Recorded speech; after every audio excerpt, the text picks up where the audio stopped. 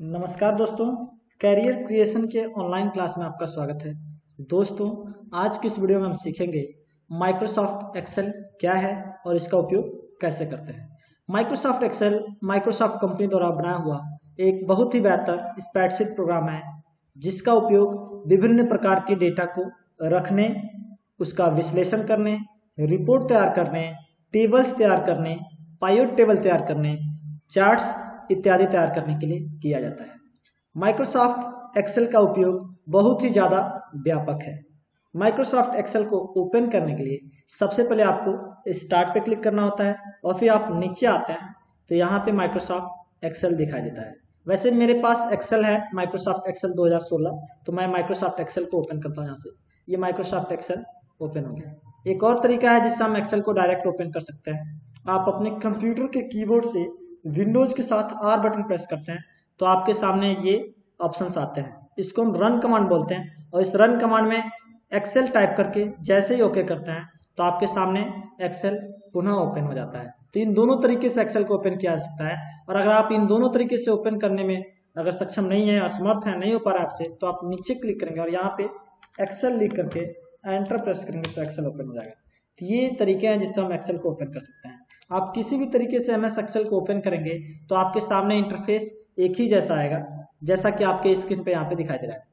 जब हमने एक्सेल को ओपन किया तो बाय डिफॉल्ट कुछ इस तरीके का इंटरफेस आ रहा है। सबसे पहले यहाँ पे दिया हुआ है न्यू में यहाँ पे कुछ टेम्पलेट दिए हैं माइक्रोसॉफ्ट एक्सेल की तरफ से, और नीचे आप देखेंगे तो यहाँ पे जो चीजें दिखाई दे रही है रिसेंट फाइलें हैं, यानी पहले से जो फाइलें ओपन की गई हैं या उसको कुछ बदलाव किया गया है तो वो सारी फाइलें नीचे दिखाई दे रही हैं। और यहाँ पे माइक्रोसॉफ्ट एक्सेल की तरफ बनाए हुए टेम्पलेट हैं।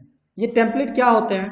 एक्चुअल में टेम्पलेट जो होते हैं बने बनाए फॉर्मेट होते हैं जिसमें आप डेटा को आसानी से लिख सकते हैं, संशोधित कर सकते हैं। इसमें बनाने की आवश्यकता बहुत कम होती है, यानी किसी तरह का फॉर्मेट अगर करना है तो उसमें टाइम बहुत कम लगता है। जबकि आप ब्लैंक वर्कबुक में सारी चीजें नए से कर रहे होते हैं, इसलिए ब्लैंक वर्कबुक जो होता है थोड़ा सा मुश्किल होता है।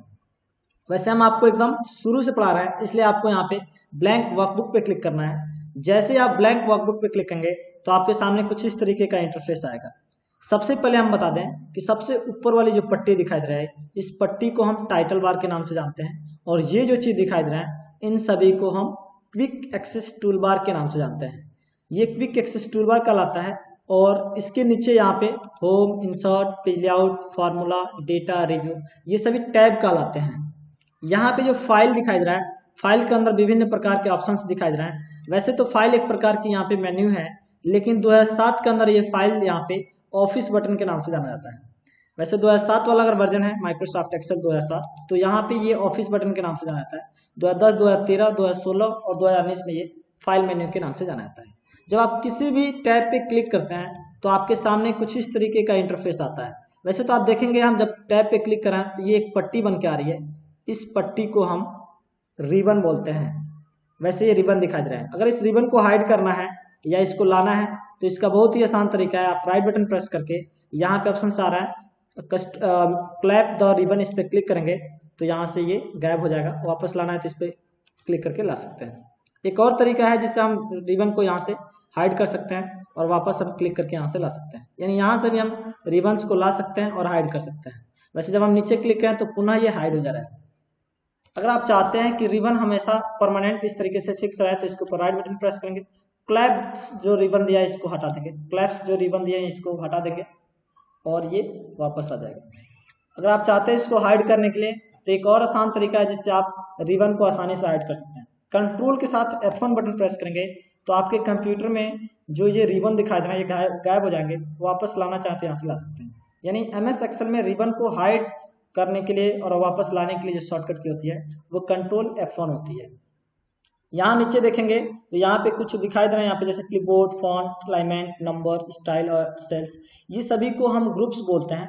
एक्चुअल में छोटे छोटे जो टूल्स दिए हैं इन सभी टूल्स के एक एक ग्रुप्स होते हैं। जैसे यहाँ पे आप देख सकते हैं क्लिपबोर्ड ग्रुप है, यहाँ पे फॉन्ट से रिलेटेड टूल्स दिए हैं इसलिए इसको फॉन्ट ग्रुप के नाम से जाना जाता है। अलाइनमेंट से रिलेटेड कुछ यहाँ पे टूल्स दिए हैं इसलिए अलाइनमेंट ग्रुप के नाम से जाना जाता है। ये जो दिखाई दे रहा है इसको नेम बॉक्स के नाम जाना जाता है। एक्सेल में आप किस सेल के अंदर हैं इसका नाम यहाँ पे लिखता है। वैसे इसको नेम बॉक्स के नाम से जाना जाता है और एक्सेल में प्रत्येक सेल का अपना एक एड्रेस होता है जिसे सेल एड्रेस कहा जाता है। वैसे आप देखेंगे तो यहाँ पे ये सभी जो दिखा रहे हैं ये कॉलम कहलाते हैं और इन सभी को हम रो बोलते हैं। ये जो है ABCD जो दिखा रहे हैं ये कॉलम हेडिंग कहलाते हैं और ये कॉलम रो कहलाते हैं। तो ये जो रो है ये रो है और इनको हम कॉलम हेडिंग के नाम से जानते हैं। MS एक्सेल में कॉलम हेडिंग ABCD से रिप्रेजेंट होता है और रो को जो है 1 2 3 से रिप्रेजेंट किया जाता है। तो रिसेंटली CCC में क्वेश्चन पूछा गया था कि आप बताइए कि MS एक्सेल में कॉलम को किससे रिप्रेजेंट किया जाता है। तो कॉलम की जो हेडिंग्स होती हैं ABCD से रिप्रेजेंट होती हैं और रो की जो होता है वो वैसे नॉर्मली 1 2 3 से रिप्रेजेंट होता है। यहाँ पे ये जो दिखाई दे रहा है इसको हम बोलते हैं फार्मूला बार। जब किसी सेल के अंदर आप अगर फार्मूले लगाते हैं तो वैसे तो जब एंटर प्रेस करें तो फार्मूले दिखाई नहीं देते हैं, लेकिन पुनः आप उस सेल पे क्लिक करेंगे तो यहाँ पे वो फार्मूले दिखाई देंगे। आगे हम सीखने वाले हैं फार्मूले क्या होते हैं और इसका उपयोग कैसे करते हैं, लेकिन अभी ये जानिए कि इसको फार्मूला बार के नाम से जाना जाता है। और इसमें किसी भी सेल के अंदर कोई फार्मूला लगाया गया है तो जैसे उस सेल पे हम कर्सर को ले जाते हैं तुरंत यहाँ पे वो फार्मूला लिख देता है। एक्सेल के अंदर अगर हम आते हैं तो यहाँ पे दिखाई दे रहा है सीट्स। वैसे बाय डिफॉल्ट एक्सेल 2016 में एक ही सीट्स होता है। अगर आपको नया सीट चाहिए तो आप इस पर क्लिक करके एक और नया सीट ले सकते हैं, फिर अगर आपको सीट चाहिए तो यहाँ पे सीट्स ले सकते हैं और इन सभी को सीट्स को मिला करके एक वर्कबुक बनता है। तो इसमें एक्सेल में बहुत सारे सीट्स होते हैं और इसमें मैक्सिमम सीट्स की जो संख्या होती है 255 होती है। किसी भी सीट्स को अगर जब आप ओपन करते हैं तो इसमें बहुत सारे कॉलम होते हैं और इस कॉलम की संख्या मैक्सिमम संख्या जो होती है 16,384 होती है और इस रो की जो संख्या, ये रो जो दिखाई दे रहा है इन सभी रो की जो संख्या होती है 10,48,576 होती है। यानी कॉलम की संख्या होती है 16,384 और रो की संख्या होती है 10,48,576। इसमें मैक्सिमम सीट की बात करूं यानी कि मैक्सिमम सीट्स की बात करूं तो मैक्सिमम सीट्स इसमें आप 255 इंसर्ट कर सकते हैं। MS एक्सेल की फाइल को आप यहां से जूम आउट कर सकते हैं और यहां से जूम इन कर सकते हैं। इसमें मैक्सिमम फाइल को 400% तक जूम किया जा सकता है और न्यूनतम 10% तक जूम किया जा सकता है। तो आप याद रखिए ये क्वेश्चन आपको CCC में पूछे जा सकता है कि MS एक्सेल की फाइल को अधिकतम कितना प्रतिशत तक जूम किया जा सकता है और न्यूनतम कितना % तक जूम किया जा सकता है। तो MS एक्सेल में मैक्सिमम जूम करने की जो क्षमता है वो 400 है। इस प्लस बटन पर प्रेस करके आप इसको जूम कर सकते हैं और माइनस बटन पर जूम आउट कर सकते हैं। और ये जो दिखाई देता है इसको हम स्क्रॉल बार के नाम से जानते हैं। इसको हम वर्टिकल स्क्रॉल बार बोलते हैं और यहाँ पे नीचे जो दिखाई दे रहा है इसको हम हॉरिजॉन्टल स्क्रॉल बार के नाम से जानते हैं। MS एक्सेल बहुत सारी चीजों को एकदम आसान कर देता है। जैसे मान लिया अगर आपको इसमें सीरियल नंबर लिखना है तो बहुत सिंपल है। सीरियल नंबर लिखना 1 लिखना है, एंटर प्रेस करना है, 2 लिखना है, एंटर प्रेस करना है। यानी 1 और 2 लिख करके आप इन दोनों नंबरों को सिलेक्ट करेंगे, इसके कॉर्नर पे जाएंगे और इसे पकड़ करके ड्रैग कर देंगे, ऑटोमेटिक 1 से लेकर के 10 तक लिख देगा। यानी इसमें बहुत कम समय में बहुत सारे संख्याओं को लिखा जा सकता है। बस उसके लिए स्टेप ये होनी चाहिए कि आपको जिन संख्याओं को लिखना है उसके बीच का डिफरेंट पता होना चाहिए। जैसे अगर हम यहाँ पे 1 लिखते हैं और फिर यहाँ पे 2 लिखते हैं, 1 और 2 के बीच का डिफरेंट 1 का है, सो आगे का जो नंबर जनरेट होगा वो भी एक जोड़ करके ही होगा। तो 1 और 2 लिखे हैं तो इन दोनों नंबरों को सेलेक्ट करना होगा, इसके कॉर्नर पे आएंगे और यहाँ पे ये प्लस आइकन बन रहा है, इसे पकड़ करके लेफ्ट बटन को प्रेस करके आप ड्रैग करते जाएंगे, ये ऑटोमेटिक लिखता ही जाएगा। अगर आप पकड़े रहेंगे तो बहुत दूर तक ये लिखता चला जाएगा। तो बस अगर आपको जितना लिखना है आप उतना ही ड्रैग करिए, 1 और 2 लिखिए और इनको पकड़िए और ऐसे ड्रैग कर दिए। एक और स्मार्ट तरीका है जिससे आप आसानी से 1 से लेकर के 10 तक ड्रैग कर सकते हैं, यानी मैक्सिमम ड्रैग कर सकते हैं जितना चाहे। 1 लिखे और 1 को पकड़ करके कंट्रोल के साथ अगर आप प्रेस करते हैं तो इसमें 1 नंबर ऑटोमेटिक जोड़ते जाके और ये देखिए ऑटोमेटिक यहाँ पे आ जाएगा। तो इन दोनों तरीकों से आप चाहें तो एक्सेल में सीरियल नंबर वगैरह ड्रैग कर सकते हैं। अगर एक्सेल में आपको टेबल लिखना है तो एक्सेल में टेबल लिखना काफी आसान होता है। 1 का टेबल लिखना है तो 1 लिखिए और 2 लिखिए, इन दोनों नंबरों को सेलेक्ट करिए और फिर इसको ड्रैग कर दिए, ऑटोमेटिक 1 से लेकर के 10 तक के नंबर ड्रैग हो जाएंगे। इनके अलावा अगर आप चाहते हैं कि 2 का टेबल लिखना तो 2 और फिर 4 लिख दीजिए, आप 2 का भी टेबल आसानी से लिख सकते हैं। और अगर इन दोनों का टेबल अगर आप लिख लिए तो समझिए कि आपका आगे का टेबल लिखने की जरूरत है ही नहीं। इन दोनों सेलों को सिलेक्ट कर लिए, यानी इस दोनों लाइनों को सिलेक्ट करके, और जैसे हम दोनों लाइनों को सिलेक्ट करेंगे यहाँ पे आएगा और यहाँ से पकड़ करके और इस तरह ड्रैग करते जाइए। आप देखेंगे कि 1 मिनट के अंदर बहुत टेबल लिखा जा सकता है। वैसे मैंने जैसे ही यहाँ पे छोड़ा तो आप देखेंगे 300 से भी ज्यादा टेबल लिखा जा सकता है, यानी 334 तक का टेबल ऑटोमेटिक लिखा गया है। तो ये बहुत फास्ट काम करता है एक्सेल, इसमें कैलकुलेशन करना भी बहुत आसान होता है। तो एक्सेल के अंदर अगर आपको टेबल लिखना है तो बस सिंपल से स्टेप्स हैं। 1 का टेबल लिख लिया और 2 का टेबल लिख करके ड्रैग कर दिया, ऑटोमेटिक इसके आगे के सभी टेबल्स लिखा जाएंगे। एक्सेल जो है और सारे कार्यों को आसान कर देता है। जैसे अगर आपको संडे मंडे लिखना है तो संडे मंडे के लिए SUN, अगर संडे मंडे को हमें शॉर्ट में लिखना है तो SUN फॉर संडे, और संडे को पकड़ करके अगर हम इसके कॉर्नर को ड्रैग कर दें तो ऑटोमेटिक संडे मंडे के नाम लिख देंगे।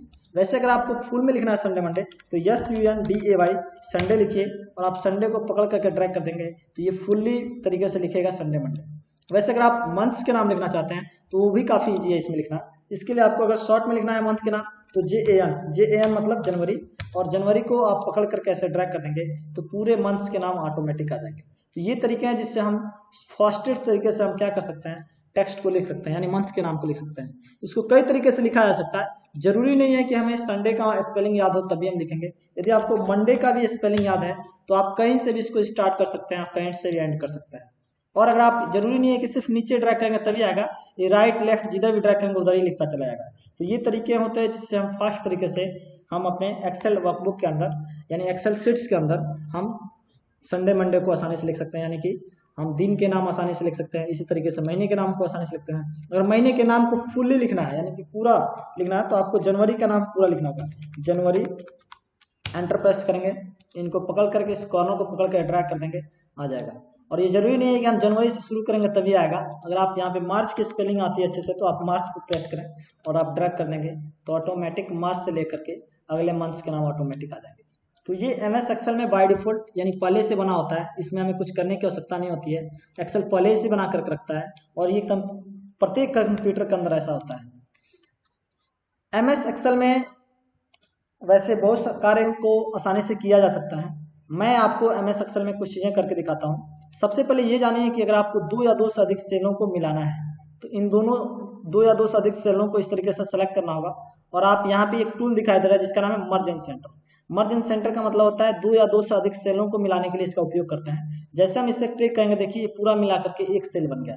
और किसी भी सेल के अंदर अगर आपको टेक्स्ट को लिखना है तो इसमें डबल प्रेस करके टेक्स्ट को लिखा जा सकता है। अगर आप इस सेल के अंदर कुछ लिखना चाहते हैं यहाँ पे लिख सकते हैं, इस सेल के अंदर लिखना चाहते हैं यहाँ पे, तो मुझे यहाँ पे लिखना है तो सो मैं यहाँ पे कर्सर को ले जाता हूँ और यहाँ पे जो भी टेक्स्ट लिखना है मैं लिख दूंगा। मैंने लिखा career creation computer institute, enter press करेंगे। और अगर आप इसमें कोई फॉर्मेटिंग करना चाहते हैं तो पुनः इस सेल को सेलेक्ट करेंगे। अगर आप चाहते हैं इसको टेक्स्ट को और ऊपर की तरफ आ जाए तो यहाँ पे क्लिक करेंगे, देखिए सेंटर में चला गया। और ऊपर ले जाना तो यहाँ पे भी क्लिक कर सकते हैं, नीचे लाना है तो इस पर क्लिक कर सकते हैं, लेफ्ट ले जाना तो इधर क्लिक कर सकते हैं और यहाँ पे क्लिक करेंगे तो राइट्स में चले जाएंगे। सेंटर में क्लिक करना, सेंटर में क्लिक कर सकते हैं। टेक्स्ट की साइज को आप यहाँ से बड़ा कर सकते हैं यानी इंक्रीज कर सकते हैं और यहाँ से डिक्रीज कर सकते हैं। एक्सेल में इसको ग्रो फंड के नाम से जाना जाता है और इसको जो होता है श्रिंक फंड के नाम से जाना है, यानी यहाँ से टेक्स्ट को ग्रो किया जा सकता है, यहाँ से श्रिंक किया जा सकता है, छोटा किया जा सकता है। यदि आप एक्सेल की में किसी सेल की बैकग्राउंड चेंज करना चाहते हैं तो सेल को सेलेक्ट करिए और यहाँ पे जो दिखाई दे रहा है इससे हम बैकग्राउंड को आसानी से चेंज कर सकते हैं। इस पर क्लिक करेंगे और आप बैकग्राउंड यहाँ से क्लिक करके चेंज कर सकते हैं। टेक्स्ट का कलर चेंज करना है, आप इस सेल पे क्लिक करिए, पुनः आप टेक्स्ट का कलर जो चाहे वो आप रख सकते हैं अपने अनुसार। तो मैंने यहाँ पे व्हाइट रखा तो देखिए टेक्स्ट का कलर ऑटोमेटिक व्हाइट हो गया। यदि आप टेक्स्ट को मोड़ना चाहते हैं, बोल्ड करना चाहते हैं तो वो भी कर सकते हैं। टेक्स्ट को बोल्ड करने का मतलब होता है मोटा करना, इस पर क्लिक करके मोटा कर सकते हैं और वापस नॉर्मल भी कर सकते हैं।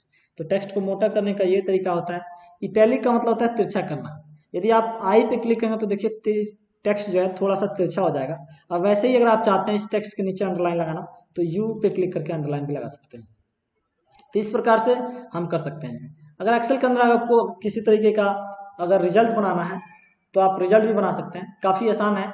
आपको यहाँ पे सीरियल नंबर लिखने के लिए S.N लिखना होता है, फिर यहाँ पे नेम लिखने के लिए NAME नेम, स्टूडेंट नेम लिख देते हैं यहाँ पे स्टूडेंट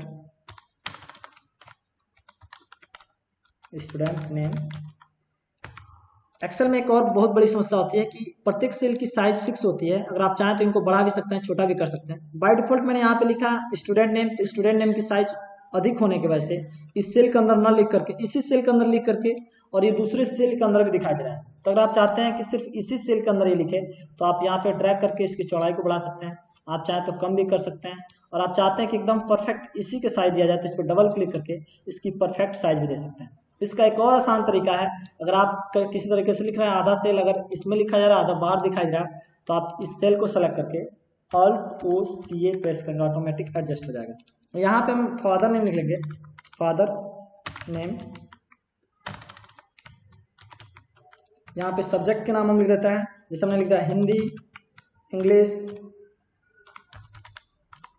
मैथ्स, साइंस, फिर हमने यहाँ पे सोशल साइंस लिख दिया, ऐसे हमने यहाँ पे आर्ट लिख दिए, और यहाँ पे हमने लिख दिया OBT, sorry obtain mark. Obtain mark का मतलब होता है प्राप्तांक मार्क्स। तो हमने यहाँ पे सीरियल नंबर ड्रैग करने के तरीके हमने बताया हुआ था कि 1 लिखना है, एंटर प्रेस करना है, 2 लिखना है, और फिर इन दोनों नंबरों को सेलेक्ट करना है, ड्रैग कर देना, ऑटोमेटिक यहाँ तक आ जाएगा। तो अगर हमें 10 बच्चों की रिजल्ट बनाना है तो हमें यहाँ पे 10 तक ड्रैग करना होगा। फिर यहाँ पे स्टूडेंट्स के नाम लिखना होगा। तो हम जैसे हम यहाँ पे विशाल लिखते हैं और विशाल लिख करके एंटर प्रेस करते हैं, मेरे कंप्यूटर में हो सकता है पहले से अगर लिस्ट बनी होंगी तो जैसे मैं विशाल लिख करके ड्रैग कर दूंगा तो मेरे जो स्टूडेंट्स के नाम होंगे ऑटोमेटिक आ जाएंगे। तो वैसे मेरे कंप्यूटर में विशाल लिख कर ड्रैग होने पे ये सारे नाम आ रहे हैं, हो सकता है आपके कंप्यूटर में भी आए। एक्चुअल में इसके लिए आपको एक कस्टम लिस्ट तैयार करने होते हैं, और ये लिस्ट कैसे तैयार करना है इसके बारे में हम अगली वीडियो में बताएंगे। अभी ये जान लीजिए कि अगर आपको MS एक्सेल में टेक्स्ट लिखना है तो रैंडमली आपको लिखना पड़ेगा। जैसे विशाल लिखना है तो विशाल लिखना होगा, और वैसे ही विशाल लिखने के बाद अगर आप चाहते हैं गोविंद लिखना तो गोविंद लिखना पड़ेगा, इस तरीके से। तो जो नाम होगा वो रैंडमली लिखना होगा। लेकिन अगर आप रैंडम नहीं लिखना चाहते हैं, अगर आप चाहते हैं पहले से लिखा हो, तो इसके लिए आपको कस्टम लिस्ट तैयार करना होगा, जो आगे की वीडियो में बताएंगे कि अगर आप कस्टम लिस्ट तैयार करना चाहते हैं तो कैसे तैयार करेंगे। वैसे हम चाहते हैं यहाँ पे फादर नेम लिखना, तो हमने यहाँ पे फादर नेम लिख दिया बाय डिफॉल्ट, और इसको भी मैं ड्रैग कर रहा हूँ क्योंकि मेरे कंप्यूटर में ऑलरेडी बना हुआ है। वैसे नॉर्मली आपको ये पूरे के पूरे टाइप करने होंगे मैनुअली। और फिर अगर हिंदी में लिखें नंबर्स की बात करूँ तो आप अपने अनुसार जो नंबर देना है वो नंबर दे सकते हैं इस तरीके से। तो नंबर पर्याप्त दीजिए, कोई कमी मत करिएगा नंबर देने में, इस तरीके से। तो ये नंबर इस तरीके से टाइप कर सकते हैं। अगर आपको नॉर्मली ये नंबर्स टाइप नहीं करना है और आप चाहते हैं ऑटोमेटिक इन सभी में नंबर आ जाए, तो इसके लिए आप फार्मूले भी उपयोग कर सकते हैं। एक्चुअल में अगर आपको कोई फार्मूला या एक तरीके से कोई सीट्स दे देता है और आपको ये कहा जाता है कि काम करिए आप सभी स्टूडेंट्स के ये रिजल्ट बना दीजिए, तो उस समय ये फार्मूला उपयोग नहीं करेंगे, क्योंकि उस समय जो दिया रहेगा वही नंबर आपको इसमें टाइप करने होंगे। लेकिन मैं आपको एक फार्मूला बता रहा हूँ जिससे आपको जितनी टेक्स्ट की आवश्यकता होगी उतनी टेक्स्ट इसमें आपके अनुरूप आ जाएंगे। जैसे इसमें एक फार्मूला आता है जिसका नाम होता है रैंड बिटवीन MS एक्सेल में, जिससे आप रैंडम टेक्स्ट को जनरेट कर सकते हैं। तो MS एक्सेल में किसी भी सेल के अंदर अगर आपको कोई फार्मूला यूज करना होता है तो इसके लिए आपको इक्वल टू सिंबल इस्तेमाल करना होता है। इक्वल लिख करके आप किसी भी फार्मूले को स्टार्ट कर सकते हैं। मुझे इसमें रैंडम टेक्स्ट चाहिए तो इसके लिए हमें एक फार्मूला यूज करना है जिसका नाम है रैंड बिटवीन फार्मूला यूज करेंगे। टैब बटन प्रेस करेंगे, फार्मूला एक्टिवेट हो जाएगा, और यहाँ पे आपसे पूछा जा रहा है बॉटम नंबर बताइए, यानी न्यूनतम नंबर आप बताइए कितना रखना चाहते हैं। हम किसी भी स्टूडेंट को न्यूनतम 40 नंबर देना चाहते हैं, कॉमा टॉप आप मैक्सिमम नंबर कितना देना चाहते हैं, हम 95 देना चाहते हैं। एंटर प्रेस करेंगे तो आप देखेंगे कि जितना हमने नंबर प्रेस किया था उसके बीच के ही नंबर यहाँ पे आ रहा है, यानी 40 से लेकर के 95 के बीच के नंबर आ रहे हैं। अगर हम इनको ड्रैग करें तो आप देखेंगे उन्हीं के बीच के नंबर आ रहा है, यानी 99 नहीं आएगा, 98 नहीं आएगा, और ना ही 40 से कम आएंगे। वैसे मैं इधर ड्रैग कर दूंगा तो इधर भी आ जाएगा। लेकिन एक सबसे बड़ी समस्या इसकी ये होती है कि जैसे ही आप कोई फार्मूला लगाते हैं या कोई बटन प्रेस करते हैं तो ऑटोमेटिक ये नंबर चेंज होते रहते हैं। तो ये चेंज होने की समस्या को सॉल्व करने के लिए आप इन पूरे सेलों को सेलेक्ट कर सकते हैं। यहाँ से आप कॉपी करेंगे और यहाँ पे पेस्ट में जाकर के ये जो ऑप्शन दिखाई दे रहा है पेस्ट वैल्यू 1 2 3, इस पर क्लिक कर देंगे, ये पेस्ट वैल्यू हो जाएगा, जिससे अब ये चीजें चेंज नहीं होगा। ये जो लाइनिंग दिखाई दे रहा है इस तरीके से, जब भी किसी टेक्स्ट को कॉपी किया जाता है तो ये बाय डिफॉल्ट इस तरीके से दिखाई देते हैं। इनको अगर आप चाहते हैं फिक्स करना तो कंट्रोल D से डीसेलेक्ट कर सकते हैं, और कंट्रोल D से डाउन फिल हो जाता है, इसीलिए यहाँ पे ऑप्टेन मार्क के जगह पे नीचे भी ऑप्टेन मार्क्स लिख दिया था। MS एक्सेल में नंबरों को जोड़ने के लिए फार्मूले बनाए गए हैं, उन फार्मूले की मदद से आप चाहें तो इनको जोड़ सकते हैं, अदरवाइज आप चाहें तो डायरेक्ट भी जोड़ सकते हैं। अगर आपको इन सभी नंबरों को जोड़ना है तो equal to SUM sum, tab button press करेंगे और यहाँ पे इसके रेफरेंस में आप ध्यान देंगे तो यहाँ पे लिखा है नंबर 1 को सिलेक्ट करिए, कॉमा लगाइए, नंबर 2 को सिलेक्ट करिए, कॉमा लगाइए। तो इस तरीके से अगर आप चाहते हैं सभी नंबरों को एक ही बार में जोड़ना तो आप यहाँ से पकड़ कर यहाँ तक के नंबरों को ड्रैग कर सकते, एंटर प्रेस कर सकते हैं। इससे आप देखेंगे यहाँ से लेकर के यहाँ तक के नंबरों का योग यहाँ पे आ चुका है। और फिर अगर एक संख्याओं का अगर योग आपने निकाल लिया तो फिर सभी संख्याओं का योग निकालना काफी आसान है। आप पुराने वाले संख्या जिसपे आपने पहले से निकाला है उसको आप सेलेक्ट करिए, उसके कॉर्नर पे जाइए और ऐसे ड्रैग कर दिए, ऑटोमेटिक देखेंगे कि उस लाइन में जितने भी लिखे हुए थे नंबर उन सभी नंबरों को जोड़ दिया है। कंट्रोल जेड से हम अंडू कर सकते हैं और वापस लाने के लिए कंट्रोल वाई करेंगे। यानी अंडू मतलब होता है पीछे करना, रीडू मतलब होता है वापस लाना। कंट्रोल वाई से हम रीडू कर सकते हैं, कंट्रोल जेड से अंडू कर सकते हैं। अभी मैं यहाँ पे अंडू करता हूँ। एक और तरीका बताता हूँ जिससे आप नंबरों को जोड़ सकते हैं। इक्वल टू एक एक करके नंबरों को जोड़ने के लिए 1 को सेलेक्ट करिए, मतलब पहले नंबर को सेलेक्ट करिए, प्लस लगाइए, दूसरे, तीसरे, चौथे, पांचवे, छठे, यानी सभी के बीच में प्लस सिंबल यूज करके आप एंटर प्रेस करेंगे तब भी नंबरों को आसानी से जोड़ा जा सकता है। आप इसको ड्रैग कर देंगे, फिर ये सभी नंबरों का योग यहाँ पे लेंगे। इनके अलावा आप चाहें तो सम फार्मूले की मदद से भी एक एक नंबरों को जोड़ सकते हैं। इक्वल टू SUM सम, और एक नंबर को सिलेक्ट करिए, कॉमा लगाइए, दूसरे नंबर को सिलेक्ट करिए, कॉमा लगाइए। यदि आपसे किसी ने ये कहा कि मैथ्स के नंबर को जोड़ना नहीं है तो आप मैथ्स के नंबर को छोड़ सकते हैं, फिर आगे के एक एक करके सभी नंबरों को आसानी से यहाँ से जोड़ सकते हैं। और जैसे ही आप एंटर प्रेस करेंगे तो आप देखेंगे ये नंबर इन नंबरों को छोड़ करके बाकी सभी नंबरों को जोड़ दिया, और आप जैसे ही ड्रैग करेंगे सभी नंबरों का योग यहाँ पे आ जाएगा। अब ये इसमें होगा क्या कि ये जो लाइन है आपने जो छोड़ा था ये किसी भी फार्मूले के अंदर नहीं आएगा। आप देखेंगे जब डबल प्रेस करेंगे तो ये फार्मूले शो भी कर रहे हैं ये कहाँ कहाँ से नंबरों को यहाँ पे रिसीव किया गया है। वैसे आप लास्ट फार्मूले पे देखेंगे तो भी ऐसे ही आ रहा है। तो इस तरीके से आप बना सकते हैं। अभी आपके लिए एक प्रश्न ये भी है कि मैंने यहाँ पे कैरियर क्रिएशन कंप्यूटर इंस्टीट्यूट लिखा है, मैं चाहता हूँ कि ये मर्ज एंड सेंटर यहाँ तक हो जाए, तो सबसे पहले इनको पूरे को सिलेक्ट करना होगा और यहाँ पे जाकर के अनमर्ज करना होगा। जैसे मैंने अनमर्ज किया तो पुनः इस तरीके से हो गया, फिर आप मर्ज करेंगे तो ये इस तरीके से व्यवस्थित हो जाएगा। वैसे मुझे यहाँ पे लाइन दिखाई दे रहे हैं, इनको हमें हेडिंग बनाना है या इनकी डिजाइनिंग चेंज करना है तो हम डिजाइनिंग चेंज कर सकते हैं। हेडिंग बनाने के लिए फॉर्मेट टेबल में जाएंगे सेल स्टाइल में, और यहाँ पे जाकर के हम हेडिंग कर सकते हैं। तो यहाँ पे हेडिंग्स दिखाई दे रहे हैं। और आप चाहते हैं इसकी साइज यानी इसके बीच में जो डिस्टेंस है वो ऑटोमेटिक एडजस्ट हो जाए, तो इसके लिए आपको पूरे लाइन को सेलेक्ट करके Alt O C A करने के बाद ऑटोमेटिक अपने आवश्यकता के अनुसार एडजस्ट कर लेगा। मैंने एक और शॉर्टकट अभी जस्ट बताया कि अगर इस तरीके से है, अगर आप चाहते हैं ऑटो एडजस्ट होने के लिए तो डबल प्रेस करेंगे तो भी ऑटो एडजस्ट हो जाएगा।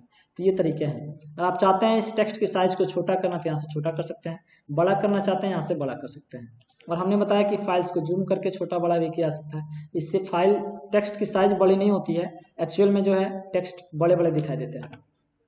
आप बैकग्राउंड चेंज करना चाहते हैं इन सभी टेक्स्टों का, तो जिन टेक्स्टों का बैकग्राउंड चेंज करना है उन सभी टेक्स्टों को सेलेक्ट करके यहाँ से जाकर के टेक्स्ट के बैकग्राउंड को चेंज कर सकते हैं और यहाँ से जाकर टेक्स्ट के कलर को चेंज कर सकते हैं। अगर आप चाहते हैं, जैसे वैसे आपको पता होना चाहिए कि MS Excel की फाइल को अगर आप प्रिंट करते हैं तो यहाँ पे ये जो छोटे छोटे जो कॉलम और रो होते हैं वो प्रिंट में नहीं आते हैं। आप देखेंगे कोई भी सेल वाइज नहीं प्रिंट हो रहा है, वैसे नॉर्मली प्रिंट करें तो एकदम सादे प्रिंट हो रहे हैं, इसमें किसी तरह का कॉलम और रो नहीं दिए हुए हैं। तो आप चाहें तो इस तरीके से पूरे सेल को सेलेक्ट करके जितना दूर आप चाहते हैं प्रिंट होना उन सभी को सेलेक्ट करके और यहाँ पे जा करके ऑल बॉर्डर कर देंगे तो चारों तरफ से बॉर्डर लग जाएंगे।